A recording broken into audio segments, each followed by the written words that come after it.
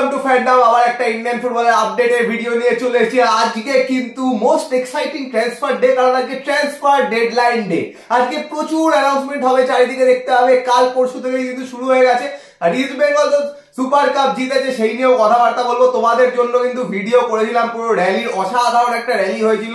সবাই কিন্তু অসাধারণ ভাবে ওয়েলকাম করেছে, পুরো মানে শহর জুড়ে লাল হলুদ হয়ে গেছিল। তো সেই ভিডিওটা যারা দেখোনি অবশ্যই গিয়ে দেখে নাও, ঠিক এর আগের ভিডিওটা, এবং এই ভিডিওর এন্ড স্ক্রিনেও দেওয়া থাকবে। এই ভিডিও শেষে ওখান থেকেও কিন্তু দেখে নিতে পারবে। তো অবশ্যই দেখো এবং ওই ভিডিওতে কমেন্ট করো কেমন লাগলো।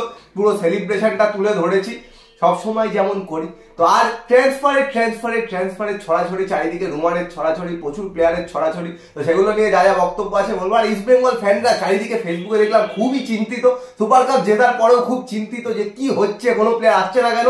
সেই নিয়েও যা যা আপডেটস আছে পুজো সব তোমাদের সাথে শেয়ার করে দেবো। কিন্তু সবার আগে যে কথাটা, এখনো যারা সাবস্ক্রাইব করেনি অবশ্যই করে দেবে, আর বেল আইকনটা টিং টং করে অপশনটা প্রেস করে দেবে রেগুলার নোটিফিকেশন পাওয়ার জন্য। আমাদের ফেসবুক আর ইনস্টাগ্রাম পেজটাও ফলো করে নাও, ডেসক্রিপশনে লিংক দেওয়া আছে। তো পুজোর থেকে প্রথমে শুনো।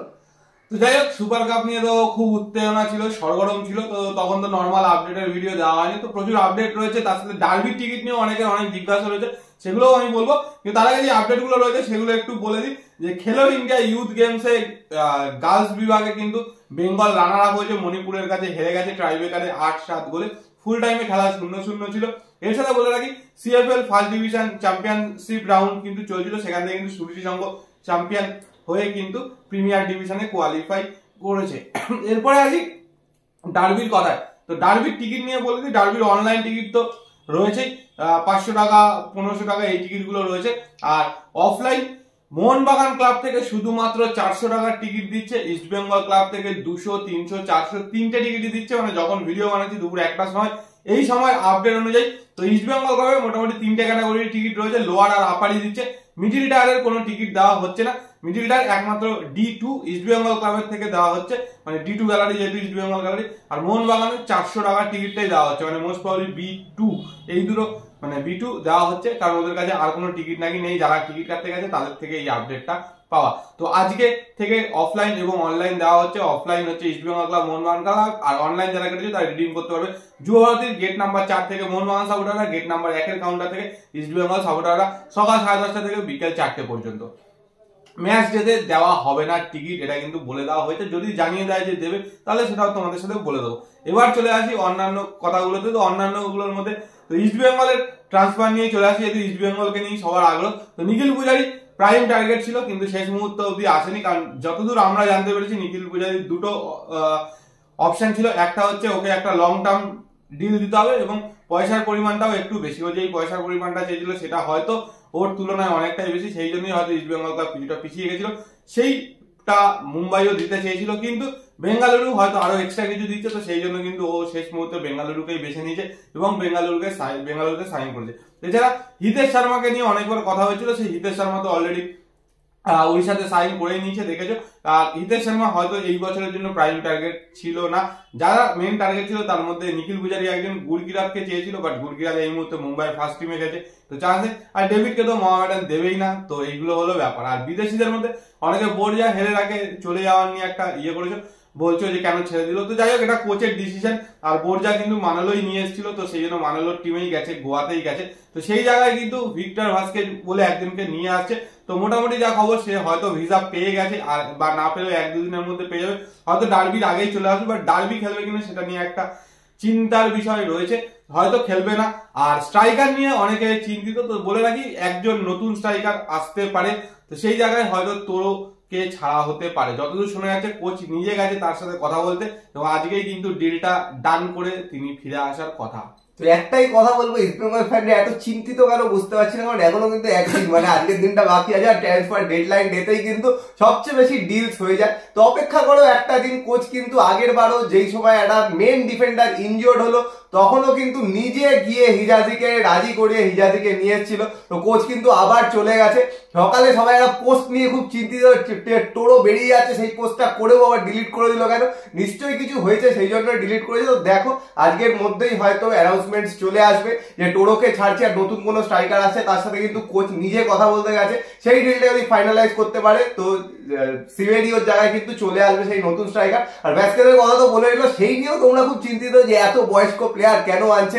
একটা কথা বলি, ক্লেইটনও কিন্তু বয়স্ক প্লেয়ার, ক্লেইটনকেও কিন্তু সবাই সিজনের শুরুতে বলেছিল যে বয়স হয়ে যাচ্ছে, খেলতে পারছে না, কিন্তু দেখে নিলে নিজে কিন্তু আবার প্রুফ করে দিল। তো সেই জায়গা থেকে দেখো ইস্ট বেঙ্গল ফ্যান্সরা আরো কিন্তু সময় আছে কিছুক্ষণ। মোহনবাগানকে নিয়েও কিন্তু সেরকম কোনো আপডেটস নেই যে কোনো নতুন প্লেয়ার আনছে কিনা, কারণ এখন অব্দি কিন্তু যা আপডেট যে যা টিম ছিল তাই কিন্তু থাকছে, আর আবার কিন্তু সেই টিম নিয়েই এই টিমকে এগিয়ে নিয়ে যাবে বাকি আইএসএল। আর একটা জায়গায় অনেক জায়গায় বেরিয়েছিল যে হয়তো সাদিকুকে নাকি ছেড়ে দিচ্ছে, ওর পুরনো কাপ মালানা ওইখানে ফিরে আছে। তো বলে রাখি এরকম কিন্তু কিছু হচ্ছে না, সাদিকু কিন্তু টিমের সাথেই থাকছে, তো সাদিকুর বেরোনোর কোনো সম্ভাবনা নেই। আর অনেকে বলেছিল হুগো বুমোকে ছেড়ে দিতে পারে, গোয়াতে এই মুম্বাইতে চলে যেতে পারে, তো সেটা নিয়েও কিন্তু কোনো রকম কিছু না, হুগো বুমো থাকছে। তো স্কোয়াডে হয়তো সেরকম কিছু চেঞ্জেস হচ্ছে না, হয়তো খুব বেশি হলে আজকে হয়তো সারপ্রাইজিংলি কিছু হলে একটা হয়তো অফিসিয়াল সাইনিং বা অফিসিয়াল অ্যানাউন্সমেন্ট কিছু হতে পারে মোহনবাগানের তরফ থেকে, তাছাড়া কিন্তু আর কিছু নেই। আর ইস্ট বেঙ্গলের জন্য অবশ্যই ওয়েট করতে হবে। বলে রাখি ট্রান্সফার উইন্ডোতে শুধু যারা কন্ট্রাক্টেড প্লেয়ার তাদেরই অ্যানাউন্সমেন্ট হয়, তাদেরকেই নেয়। যারা ফ্রি প্লেয়ার কোনো ক্লাবের সাথে যুক্ত নেই তাদেরকে যে কোনো মুহূর্তে যে কোনো দিন যে কোনো সময় অ্যানাউন্সমেন্ট করতে পারে। যদি আজকে নাও করে, যদি সেই যেই স্ট্রাইকারের সাথে কথা বলছে বা আলোচনা করছে সে যদি ফ্রি প্লেয়ার হয়, তার অ্যানাউন্সমেন্ট ফেব্রুয়ারি মাসেও করতে পারে, তো সেটা নিয়ে কিন্তু কোনো সমস্যা নেই। আর আজকে থেকে কিন্তু আইএসএল আবার শুরু হচ্ছে, আজকে থেকে নর্থ ইস্ট ভার্সেস জামশেদপুরের খেলা দিয়ে কিন্তু আইএসএল চালু হচ্ছে। আর কালকে কিন্তু ফার্স্ট লেগের ম্যাচটা রয়েছে গোয়া ভার্সেস হায়দ্রাবাদ, যেটা কিন্তু পোস্টপন হয়েছিল, তো সেই ম্যাচটা। আর ডার্বির টিকিট সবাই কেটে নাও, বলেই দিয়েছি ডিটেলসটা, অফলাইন যারা কেটেছে অফলাইন, আর অনলাইন তো বলেই দিলাম। তো এগুলোই মোটামুটি ডার্বি রিলেটেড বা east Bengal Mohun Bagan related news. আরেকটা জিনিসও সারার কথাও হচ্ছিল, সবাই দেখে গিয়েছো, সারাও কিন্তু বেঙ্গালুরু এফসি তে চলে গেছে। তো বেঙ্গালুরু কিন্তু আলাদাই টিম বানাচ্ছে, 5 বছরের 3 বছরের কন্ট্রাক্ট দিচ্ছে বড় বড়, তো চারিদিকে প্রচুর প্লেয়ার ছড়িয়ে গেছে। আর পুচি এটা লাস্টে বললো, কিন্তু মোস্ট ইম্পর্টেন্ট কথা, কারণ বিদেশি যারা বাইরে থেকে আসে সবাই কিন্তু ফ্রি প্লেয়ার থাকে, তাদের কিন্তু নর্মালি নিয়ে আসা হয়। ফ্রি প্লেয়ারকে কিন্তু সিজনে যে কোনো সময় নেওয়া যায়, কন্ট্রাক্টেড প্লেয়ারদেরই শুধু ট্রান্সফার উইন্ডোতে নিতে হয়। তো আজকে অ্যানাউন্সমেন্ট না হলে ভেবে নিও না যে কোনো নতুন প্লেয়ার আসছে না, সিবিডি ওই থেকে যাচ্ছে, এরকম কিন্তু ভাবার কোনো কারণ নেই। কারণ কোচ যখন গেছে কোনো প্লেয়ারকে আনতে, সে যদি ফ্রি প্লেয়ার হয় তার অ্যানাউন্সমেন্ট কিন্তু আজকের পরেও হতে পারে, আর সিবিডিওকে ছেড়ে দিচ্ছে এই অ্যানাউন্সমেন্টটাও কিন্তু আজকের পরে হতে পারে। তো সেই নিয়ে কোনো চাপ নেই, এটা কিন্তু একটা মেন পয়েন্ট যেটা বললাম। চারিদিকে প্রচুর প্রচুর প্রচুর ট্রান্সফার চারিদিকে ছড়িয়ে বেড়াচ্ছ তোমরা, সেগুলো তো বুঝতেই পারলে ফেক না রিয়াল, কারণ আজকে লাস্ট ডে। আর বলে রাখি এই ট্রান্সফার উইন্ডোতে আইএসএল এর একটা টিম প্রচুর মার্কেটিং করেছে, সেই টিমটা যেহেতু আই লিগে মানে আইএসএল এর নিচের দিকে রয়েছে বা অতটা পপুলার টিম না, সেই জন্য ওকে নিয়ে কথাবার্তা হচ্ছে না। সেটা হচ্ছে পাঞ্জাব এফসি, ব্রিস মিরান্ডা, বিদ্যাসাগর সিং এবং আইজাক, মানে ISSAC, দুটো আইজাক আছে ওদের।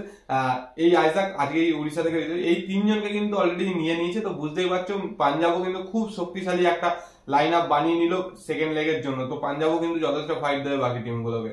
তো ট্রান্সফার রুমার সবকিছু বলে দিলাম। আর তোমাদের যারা ইস্ট বেঙ্গল ফ্যান, যারা যেতে পারোনি র্যালিতে, দেখতে চাও, র্যালির ভাইবটা নিতে চাও, অবশ্যই এই ভিডিওটা দেখো। আর আজকের এই ভিডিও নিয়ে কোনো বক্তব্য থাকলে কমেন্ট বক্সে কমেন্ট করে জানিও, আর পছন্দ হলে তো লাইক করে দিও, শেয়ার করে দিও, চ্যানেলটা অবশ্যই সাবস্ক্রাইব করে দিও। তো চলো এখনের জন্য টাটা।